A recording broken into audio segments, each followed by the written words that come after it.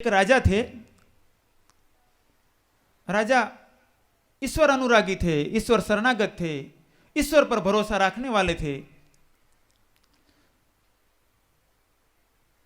वह राजा ने एक दिन सोचा कि मैं तो राजा हूं, इसलिए मेरे पास सब व्यवस्थाएं हैं, सुविधाएं हैं, किंतु मेरे राज्य में जो लोग ईश्वर के आश्रित है, ईश्वर के अनुरागी है, ईश्वर के शरणागत है, उनकी व्यवस्था की दिक्कत भी हो सकती हो, तो उनको मदद करना चाहिए। उन्होंने अपने मंत्रियों को बुलाकर कह दिया कि पूरे राज्य में जाहिरात कर दो कि जो भी ईश्वर अनुरागी है, ईश्वर आश्रित है, उन सब की सभी व्यवस्था ईश्वर की निमित्त राज्य की ओर से होगी।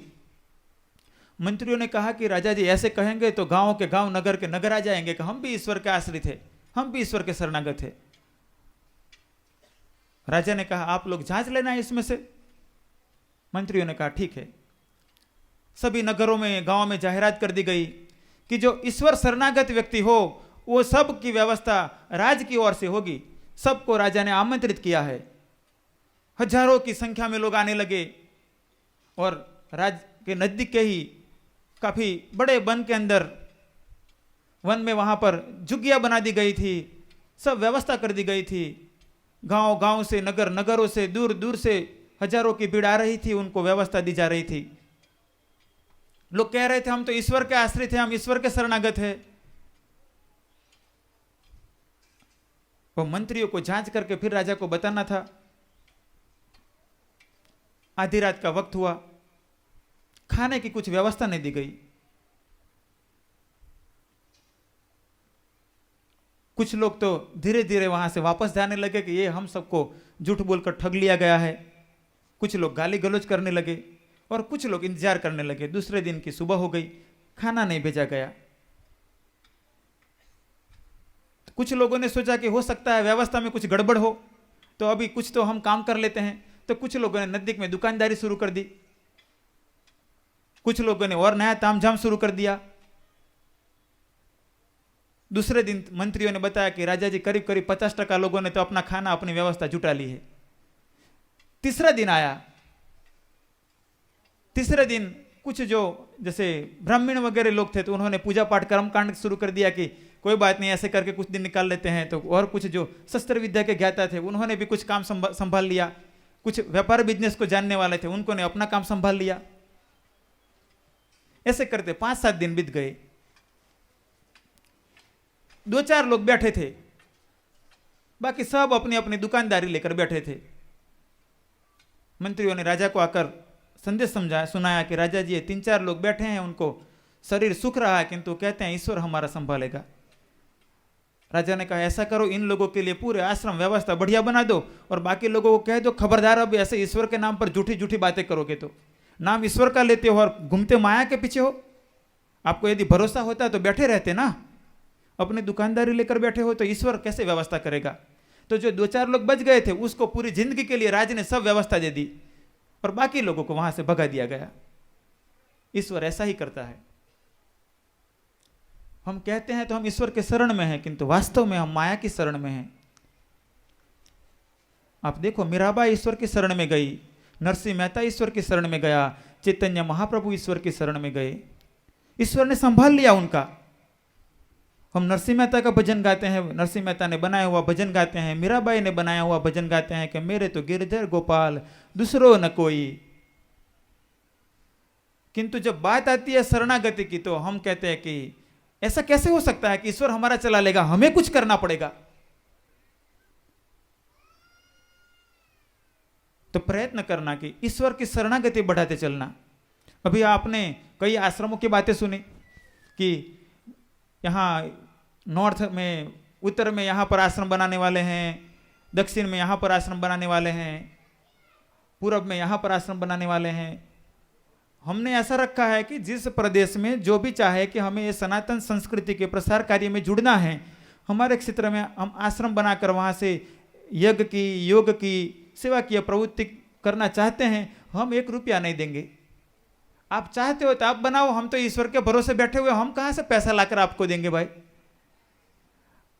और आपको यदि इच्छा है कि हमें इस मार्ग पर बढ़ना है, तो आप सब मिलकर कुछ जुटाओ, नहीं तो झुग्गियां बना दो, भजन तो झुग्गियों के नीचे भी बैठकर हो सकता है, पेड़ों के नीचे बैठकर भी हो सकता है। आप कार्य करोगे तो हो सकता है शुरू में आपको कार्य की व्यवस्था चाहिए तो आश्रम में से गाड़ी डीजल वगैरह ले जाओ और घूमो फिरो, अपना कार्य करो। किंतु आपने देखा हमने ऐसे ही रखा हुआ है पहले से, किंतु ये सब ईश्वर चला रहा है और चलाता ही है। हम भरोसा रखें कि यदि हम ईश्वर के ही आश्रित बनकर, ईश्वर के शरणागत बनकर ईश्वरीय कार्य करते हैं तो ईश्वर कंगाल तो नहीं है, किंतु ईश्वर करुणाशाली जरूर है। तो संसार में जिन जिन महापुरुषों ने, जिन जिन व्यक्तियों ने, चाहे गृहस्थ में हो चाहे साधु में हो, ईश्वर की शरणागति लेकर अद्वैत में स्थित होकर त्रिगुणातीत बनकर आनंद की ओर आगे बढ़े, ईश्वर की ओर आगे बढ़े, परमात्मा आत्मा की ओर आगे बढ़े, उनकी सब व्यवस्था ईश्वर ने जुटा दी। किंतु आगे चलकर फिर इसमें कुछ मिलावट होती चली गई, कुछ परिस्थिति ऐसी बनती चली गई कि इसमें से थोड़े फिर भेद होने लगे। कैसे भेद होने लगे, एक आध उदाहरण कहता हूं आपको। एक बार एक मुल्ला जी अपना गधा लेकर मार्केट में से जा रहे थे। जब वो अपना गधा लेकर अपने गंतव्य की ओर जा रहे थे और गधा दूसरी दिशा में चलने लगा, मुल्ला जी ने गधे को सीधा ले जाने के लिए प्रयत्न किया, फिर गधा दूसरी दिशा में चलने लगता था।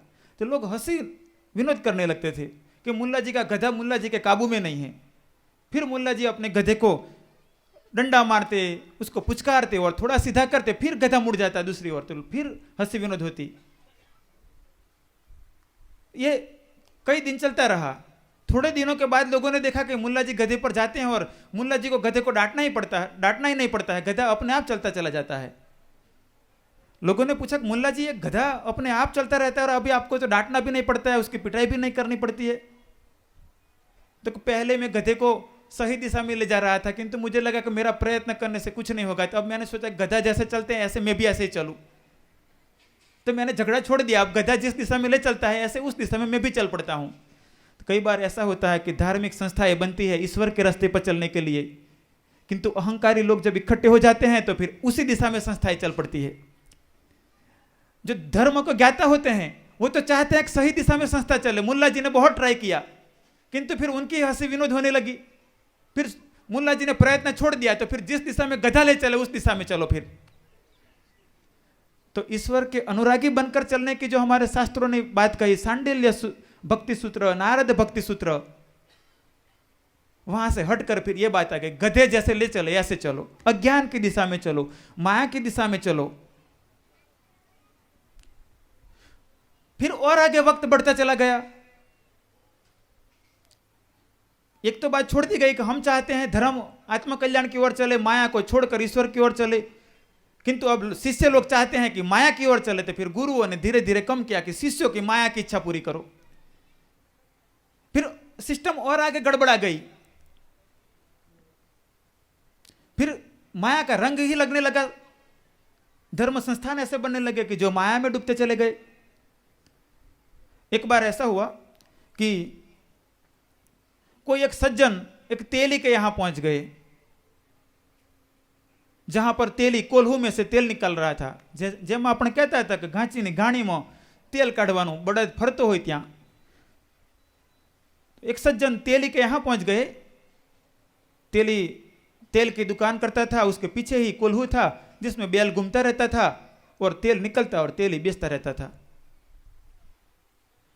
वह सज्जन ने तेली से कहा कि आप तो बैल को डंडा नहीं मारते हो, कुछ इशारा नहीं करते हो और बैल अपने आप चलता ही रहता है, 2-2 घंटा हो गया और बैल चलता ही रहता है, बैल चलता ही रहता है, तेल निकलता रहता है, तो आप भी तो पूरे कुछ जानने वाले लगते हो। तेली ने कहा महाशय ऐसी कोई बात नहीं है, एक कोल्हू मैंने बनाया है तो गोल बनाया है, बीच में लकड़ी से वो बैल को बांध दिया। कोल्हू के सेंटर से एक लकड़ी है, वो बैल के गले में बंधी हुई है।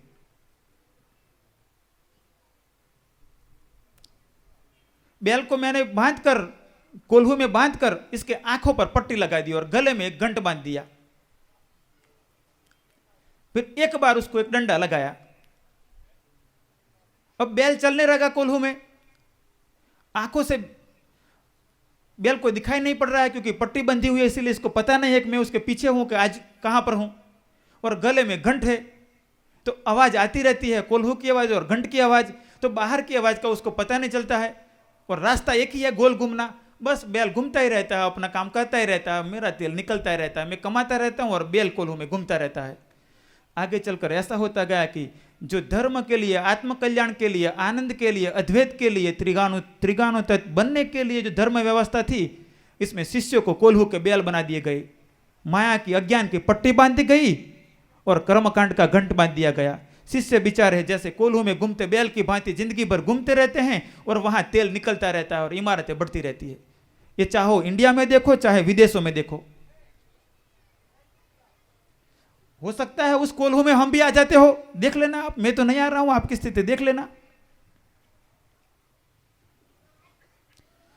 ज्यादातर ये स्थिति में हमें अपने आप को देखना चाहिए, अपने आप को समझना चाहिए और आत्म कल्याण की ओर आगे बढ़ना चाहिए।